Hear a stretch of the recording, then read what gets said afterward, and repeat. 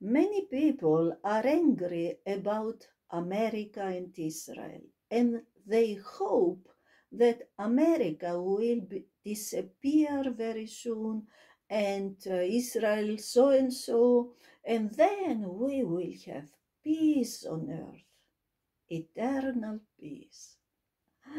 America will disappear soon, but did you ever ask yourself, when America is gone, who will take over? Somebody will take over. Who?